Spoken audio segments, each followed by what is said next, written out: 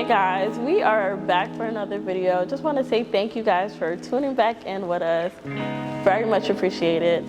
We have a wonderful young lady here to talk about her company, and I'm so excited for her to tell you guys more about it. So let's get into it. We have Lady Red here today to talk about her marketing management company, and we are so excited to hear more about that. So who are you? And tell me a little bit more about yourself.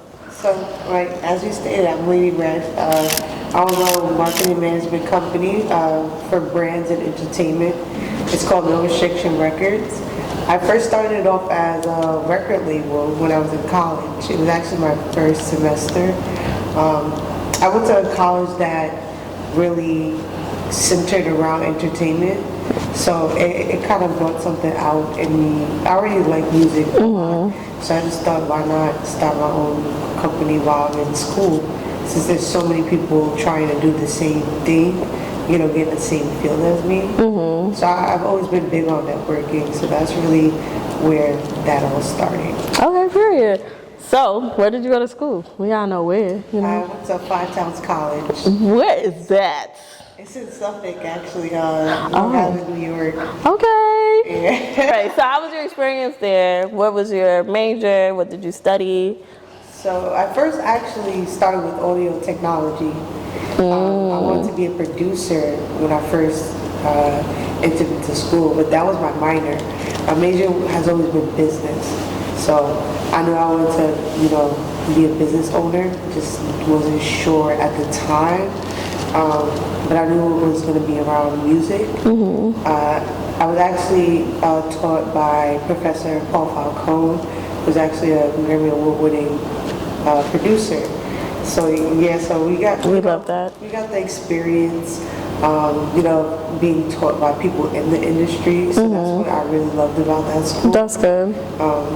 And then I ended up changing it to like music industry studies. So I studied the music industry as a whole instead of just piece by piece. Okay. And that's when I, you know, created a record label. So it definitely was a record label before I minimized it into like a, you know, marketing and management company. Okay. Yeah. That's good. Yeah. Cool. All right, how do you feel like that molded you as a person? Especially having such a profound teacher in that industry. I think it taught me like to really, because I'm not a people person in general. I'm a people's person. I definitely am not a people person, but it definitely taught me how to step outside the box, you know, because if you want something, you can't just be quiet about it. You got to do that for yourself, because nobody else is going to do that. So that's kind of what that taught me and molded me into. Just speaking up for myself, especially like we're women, like, you know, it's hard in any industry that we try to get into. They think, you know, we're just very sensitive, or they can just, you know, snap a finger and we listen to them. That's not how I roll. No, for sure. Especially being as young as you are, and so experiencing a woman of color in that world, I can imagine the challenges that comes with it. So for other people that are watching, especially or in their journey of going to school and wondering like, how can I be in that world? You know, I think that's something good to reiterate, for sure. I went to school for bio, okay? I was going to be a doctor. Oh, hell! I was going to be a doctor, you know. That's a good degree to have. Yeah, God had other plans. Thank you, Jesus! Clearly. So, It's cool. yes. So, but we're here, you know, we still thriving. You know, so definitely got other plans for sure. But my next question for you, because your name is definitely unique, Lady Red. What inspired you to become Lady Red, and what is your personalized symbol to the name? Actually, it's funny you asked that. I used to be a professional dancer. Oh. And my dance coach used to call me Little Lady all the time. Like, so it was just funny to me, to be honest. Like, why she keep calling me that? Like, but she taught me like you're a lady first, like, you know, act like one. You know, because I was very rough when I was a kid. Like, I was very rough, tomboyish, you know. There's nothing wrong with that at all. But she taught me how to be softer, you know, as I grew up. I, you know, learned exactly how a lady should act, like, you know what I mean? Now red, my favorite color is red. But my, you know, on my mom's side, her last name has, you know, red in it too. So I kind of just combined the two. Really? Just made my own. That makes sense. Yeah. I like it. It's very unique, for sure. It definitely, it holds some, you know, symbolic stuff. It stands out. Yeah. For sure. Yep. Lady Red. So when you meet people, right, are you introducing yourself as Lady Red all the time? Yep. You're not. I tell everybody I work with, like, especially if they're close to me and my family too, if we out in public, don't call me my real name. What? I won't respond to you.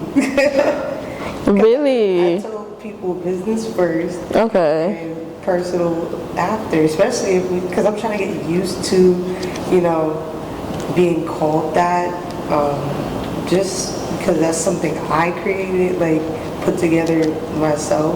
Nobody chose that name for me. So you're trying to get used to the name you gave yourself. Exactly. So you're like, Lady Red, huh? Yeah, or Just red. like, or Red, okay. Sure. But Red could mean anything. Yeah, but I spell it R-E-D-D. Yes, you do. Yeah. You do. You do. Okay, that's fair.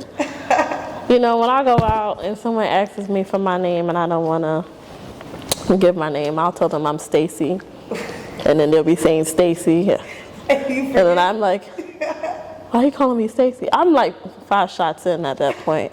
And I'm like, why is he calling me Stacy? And I'm like, oh, that's me. So I understand why you want people to consistent. I'm not saying you're taking 5 shots every time someone definitely asks you, hey, Lady Red.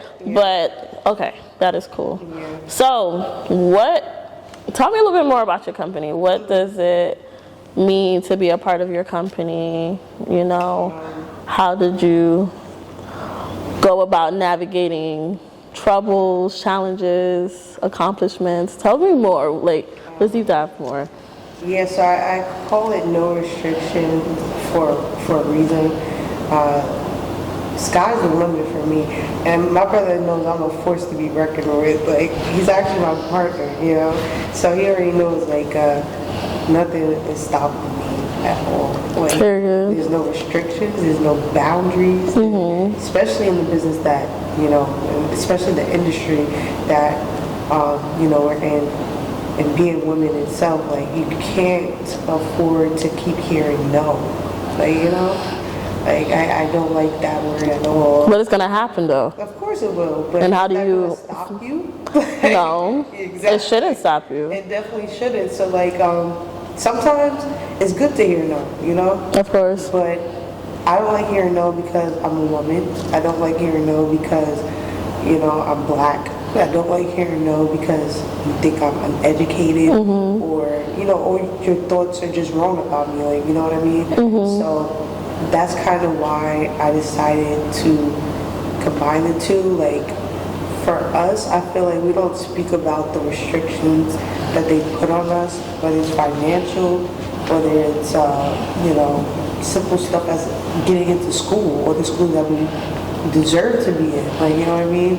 They always find a way to stop us from doing something. So I kind of combined that with what I like, and that's, you know, entertainment. And I just thought to myself, like, that, it rings bells. Like, you know, I call it NRR for short, you know, just because it is a mouthful. but yeah, that's exactly where that name came from, to be honest.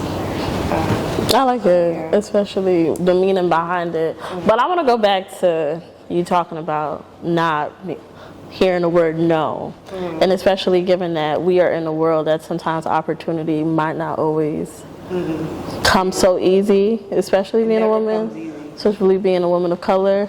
So how do you face that challenge? How do you go about it? Persistent. Like, if a certain person tells me, oh, you're not invited or anything like that, I'll get invited soon. You know, it might not be that time. I hear You that. know what I mean? But you'll see me again. Like, you know what I mean? So I just try to navigate myself away from negativity. As you should. You know what I mean? Sometimes I'm human. Sometimes I really do like the negative vibes. Sometimes I be on it. You know? Okay. But I'm more like a positive person. Like, I'm very persistent in what I want. If I want it, I'm gonna get it. Nobody's gonna give me anything in life at all. Like, I tell my younger siblings this too. Like, you gotta go out there and get it yourself, whether you're a woman or not. Like, you know what I mean? But particularly our group of color, women, men, or whatever, Latino. Like, you see the fight that everybody's fighting right now. It's difficult. Like, we can't surpass because they won't let us. But that's not going to stop me. As it should not. All. Like, you know what I mean? As it should not. So that's kind of my goal, you know, to teach the younger generation. Like, you don't gotta do dumb stuff to be heard or anything like that. You know, you just gotta have a voice and speak up. Literally, like, stand on your business. People say stand on your business, but some people don't even know what that really means. Like, That's true. that means handle your life stuff. Like, anything that comes your way, it should not stop you from reaching your goal, especially if it's meant to be. Like, that's where I stand. Okay. So let's talk a little bit more about your artist. How did your artist come to be? How do you find your artist? What's that like? So at first, I would like kind of scout them myself. So I used to go to open mics, just different events, whether it was in the Bronx, whether it was in Long Island where I'm from, or, you know, just anywhere in New York. We used to go to different events. We used to hear people perform. It's not about just listening for me. It's about like stage presence. Like, are you gonna give me a show? Or you just gonna bounce around on stage? Like, that's how I think. That is very true. Like, if you were. But I realized, not to cut you off, that bouncing around for a lot of young people is like the it. Because sometimes I don't know what the artist is saying. And I would hear people like, yo, he was lit. And I'm like, but what was he saying? What? I didn't know nothing that man just said on that stage, but everyone liked him. So given that you had a mentor, I'm assuming in this industry, you have to be able to network too, right? So how has that looked like for you? And how has networking played a significant role in this world for you? Well, they don't teach you in school or in life, like, how to network at all. So you pretty much gotta, you know, it's like picking up on a vibe. Like, you know, if that vibe feels good, then go with it. But where are you able to find these vibes? Like, where are you going to network? What are you doing? Open mics. I started off with open mics. I used to go to different events to network, you know, past the aux events, you know, where you listen to people's beats or, you know, stuff like that. So if I hear something I like, you know, I'm going to approach them, you know, saying, yo, that's fire, like, we're gonna follow you or something like that. You know? At first, I would definitely act like a fan. Though. I mean, like, sometimes I used to be like, for real, like, they'd be so talented that I'd be like, damn, like, word. Ain't nothing wrong with appreciating somebody's sound, vibe, like, that's good. So yeah, so like, once I started to notice, like, networking could get you, you know, different opportunities into different rooms. That's when I started doing a lot, especially in college. I was actually pretty wild. I used to be everywhere. Like, you wouldn't even imagine. I used to go to G Herbo's birthday party. What? I was 19. You saw Arby? Nah. No, she's so pretty. I was 19 when I started going to those events. I don't know how I got in the club. I can't tell you that. So would you have, like, you spoke to G Herbo? Like, what was that like? I actually had choice of words, good positive. Okay. We hope that. With Rowdy Rebel. I'll be standing next to people and don't even know it, to be honest. And one of my friends would look at me like, That's happened to me a few times. Really? It happened to me a few times. I was at an underground concert, and I forgot the artist, but I saw this girl with this unique hairstyle, and at first I felt so bad with what I thought at first. I was like, that's a unique hairstyle. That's really unique. And it was just different for me. And I looked away, and I did a little bit. Yeah, don't take. Is that Lupita? And then I'm like over here nudging my friend, but at that concert we could not have our phones out. So we're like in the corner like Lupita Nyong'o. And we're like, yo, that's Lupita. And once I recognized who she was standing right here next to me. I started fangirling. I was like, oh my God, she's from Black Panther. Oh my gosh, that's Lupita. And then her friends came and surrounded her. And then I tapped her friend. I was like, is that Lupita? And then she's like, yes. And I was like, can you tell her I said hi? And she's like, okay. She never told her. But I've had that moment. I have more than one moment where I was in a room with someone of status. And I'm right next to them. Had a whole conversation. I'll give you one. I was going to a conference, and I had jumped out of the car because I was running late, and this girl jumps out the car. And in my mind, I'm like, she's so cute. I'm always thinking about something about this person. I'm like, she is so cute. So we're both walking and stuff. We're trying to look for the location. And then all I hear is the security guards in a car saying, Diana. And then she looks at me and she's like, how did they recognize me? So I was like, I don't know, girl, you know them? And she's like, no. So I was like, well, they know you. So then we're chopping it up. We're just walking and chopping it up. And then they're saying her name again. So then I looked at her face and I go on my phone. I'm always at this phone at the side. And I was like, Diana? Is that Diana from Power? So then I'm like, are you from Power? You know who you're talking to? Nope. And she then says, yes. And at that time, the security guard done came, spun the block. And they're like, oh my God, Diana, can we get a picture? Now I'm over here like, can I get one too? I didn't even know who she was. I've had so many stories like that, but yeah, that was crazy. And I never know, if somebody says there's someone next to me, I don't notice them right away because I'd be in my zone, Me too. I don't expect them to stand right next to me, what I mean? Especially when I first started out, Roddy Rebel was like, yo, you got a lighter? And I was like, yeah. Roddy who? Roddy Rebel. Oh. Yeah, we was at the G Herbal party, and he stayed right next to me, and he didn't have a lighter. Odd. That was really odd. I just think about it. But my friend. I don't got a lighter. Right. What's this? How does heat I have? Right. So I give him my lighter, and my friend was just like, "Oh, make sure you get your lighter back." I was just about to ask if you get your lighter back. I don't even remember. Maybe, probably. Probably. I can't remember. I was drunk. Really? Oh. It was a party. At 19. Okay. I got in. You did.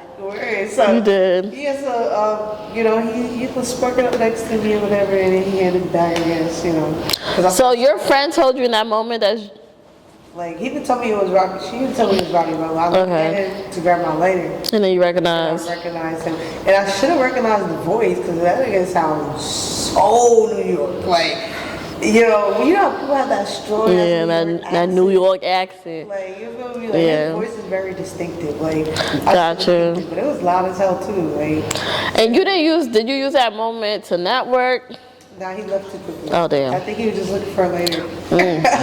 It was that serious. I think he was making his way, he just got in the club, he making his way, he's trying to spark up, shit not working. So, so G Herbal was around the center.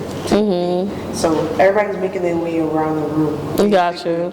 Just talking and stuff like that. Okay, so when you're in those spaces, how are you intentional? It depends. Like, it was a party vibe. Like, you know, so you got loud ass music. You got people dancing everywhere, you know, shaking ass everywhere. Like, you gotta really find the time to calm people down enough to talk. Like, That's you know true. what I mean? So I don't calm people down. I just hype them up more. Like, you know, you gotta go with the vibe. You do. You gotta go with the vibe. But how are you creating those connections, though? Because we're trying to understand how you create those connections, how you get in those spots. We want to know. We need to know, like, how are you creating those connections? How are you getting into those places? How are you connecting? So if I go to one event, right, I make sure that I connect with someone, like, you know what I mean? Whether I know them or not. But if I do go to an event like that, I probably know someone that got me in, especially that young too. Like, I probably met someone at the last event that'd be like, hey, like, this person's performing at this club or this spot, you know, pop out and see if you can network with them or something like that, you know. Or they'd be like, I know the DJ or, you know, somebody in that circle that can get me where I need to be, you know. And then once you're in there, how was that conversation going? Based on the person, you know, I get the vibe, you know. Some people don't want to talk to you, some people do. You know? That is true. They have a lot of people trying to talk to them all at the same time. So you really gotta find that moment of opportunity. You know, I'm being attacked by different fans and stuff like that. So that's how I just waited out, to be honest. So I know I'm the only one they listening to. Like, for real, for real. One event, I went to a gold gala for a Busta Rhymes' son's birthday party. It was like a, you know, family and friends thing. So everybody just walking freely everywhere, you know. Of course they got their security guard, but it's not like too much on them, like, you know, like that. They're free spirits because everybody knows everybody, you know. So it's real laid back. Exactly. So you felt like you were able to, like, more like easy access, like, you know what I mean? So I met Lil Brooks there. I met, you know, some Jamaican dance hall icons, Spice, Ding Dong. Did you show Spice your moves? Oh no, she showed us her moves. Oh. She got up there. I love Spice. Literally gave us all her hits, like, you Wow. know what I mean? Period. Yeah. Period. Okay. You know, bigged up everything. Period. I love Spice. Yeah. I've seen her perform 3 times. She's dope. Like, no matter whatever it is. Like, Going back to someone that I didn't know I was talking to, she was somebody. I met Spicy. I met her in King's Plaza. I didn't know who she was at the time. No, I knew who she was, but it was one of those moments that, hi. That blue hair screams. She didn't have blue hair at the time. Really? I think it was black. I gotta go back to the picture. Did I take a picture of her? But yeah, she didn't have blue hair at the time. She was in the mall, and she was so kind. But I didn't recognize her at the time. And I was like, how did I not recognize Spice? Maybe that's what she was going for. Yeah, she was mad cool. Could be. Some people Yeah. be noticed when they go out. That's true. So yeah. See, I like talented people. I like consistent people. So it's a package deal for me. Can't just be one without the other. Yeah. So that's what I look for. But sometimes I know as an artist, you have to have the full look. What if an artist doesn't have the full look? Are you helping? Artist development. That's what, you know. That's what we have management for. And that's what it consists of. Like, just putting the, I guess what you say, putting the package together. Like, you know what I mean? Because a lot of people, especially upcoming, they don't know what it is to truly be an artist. They just know what they see. Like, you know what I mean? They don't know the work that some of these people really put in. Like, you gotta be here on time. You gotta be here on time. You gotta be here on time. Like, you know, a lot of people have a problem with showing up on time. That's everybody's biggest downfall. But, you know, on pop, I can come whenever I want. Yeah, you're not that popular. You gotta work for it, like, you know. Because it shows respect. That too. And it shows that you're intentional about what you're putting out there, and that you're willing to be serious. And once you start moving serious, other people will take what you're doing seriously. Right, so, do you feel like you have to teach that to a lot of your artists? Oh yeah, I stopped trying really hard because Like, I'm really, like, I don't give up. Like, you know, I try to hold on to, like, to people with that much potential as long as I can. But I had to learn, actually recently, like, you just can't, like, especially if they grown as hell too. Like, you know, I done taught you some stuff about being, you know, standing on business, showing up, doing what you gotta do. If this is what you want, you're gonna do it. Like, I don't have to force you to live your dream. Like, you know what I mean? This is your life. This is your career. I'm not your mother.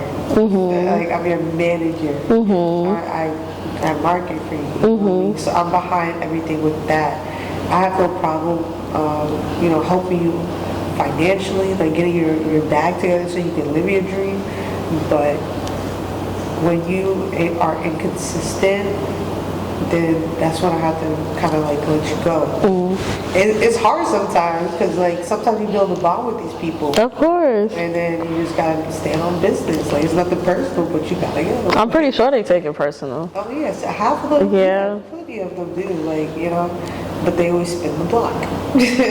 I mean, when you putting out good stuff and you showing like I'm bringing in numbers, I would think they would spend the block. Come on I now. tell them all the time, it's nothing personal. It's always business. Like, just because we built a connection doesn't mean it has to stop there. Like, you know what I mean? When you're ready, spin the block. Like, that's how I feel. Like, you know. So yeah, that's just really how like I go about finding artists, especially at, you know, different events. I'm not just looking for them to know how to rap. I'm looking for performers. I'm not looking for just rappers. I'm looking for artists. Like, you know what I mean? Singers, guitarists, you know, anybody that has anything to do with music or fashion. That's, you know, or entertainment. Like, so that's really that. So my other question for you, how do you allow your artists to trust you?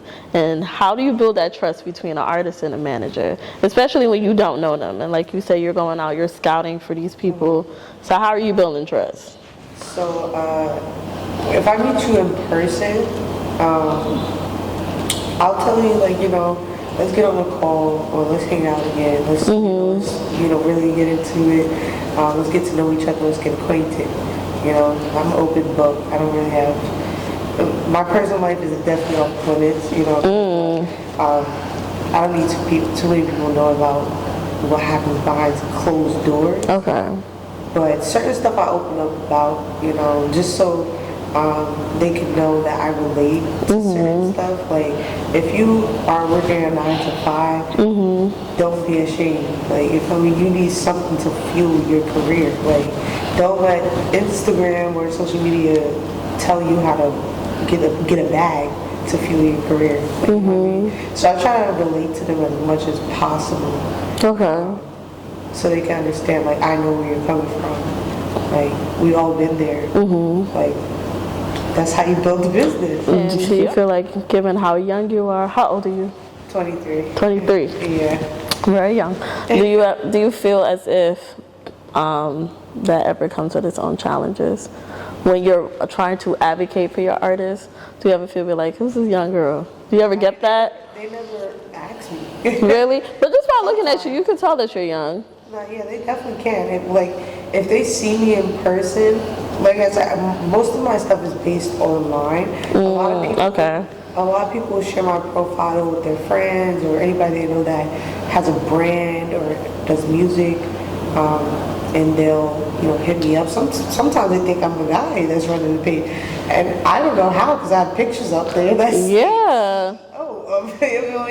But I think they're so used to a male-dominated industry that they can't see past it. Like, you know, so I always correct them. You have to. I was like, forgive me for not introducing myself, but I'm Lady Red. And Period. I do own this company. Period. Yeah. So, and then I get on phone calls with them so they can, like, you know, get a vibe based off of our conversation. I've had hour phone calls with people I just met because they love my vibe. Those be the best. I ain't gonna lie. Yeah. But that's good. If you can keep me on the phone for an hour, you're definitely doing something. Yeah, for sure. That's really good. So yeah, that's literally it. Like, Okay.